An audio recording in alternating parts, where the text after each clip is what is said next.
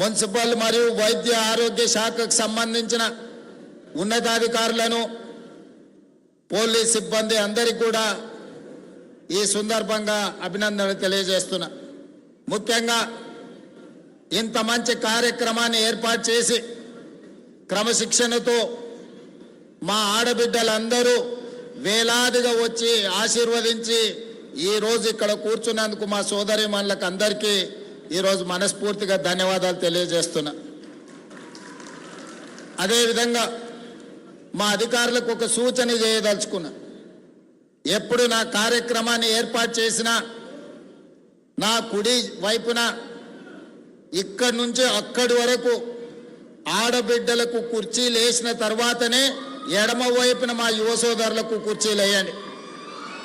ఈరోజు వేలాది మంది వచ్చింది మా ఆడబిడ్డలు. వాళ్ళందరినీ వెనక బాగానే కూర్చోబెట్టి మా రాజకీయ మిత్రులందరినీ ముందల కూర్చోబెట్టారు.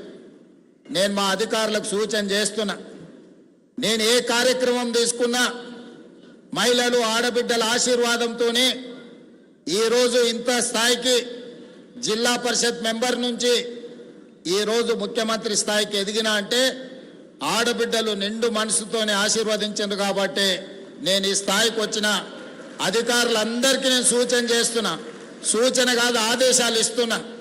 నేను నిలబడి మాట్లాడే వేదికలో నా కుడి వైపున మొత్తం మహిళలే కనిపించాలి.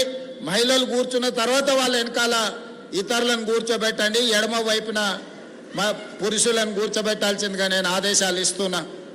అదేవిధంగా మిత్రులారా, మీకు అందరికీ తెలుసు 2018 శాసనసభ ఎన్నికల్లో కొడంగల్లో జరిగిన గందరగోళం, ఆ ఎన్నికల్లో వచ్చిన ఫలితాలు, శాసనసభ్యుడిగా ఓటమి చెంది రాజకీయంగా గట్టి ఎదురుదెబ్బ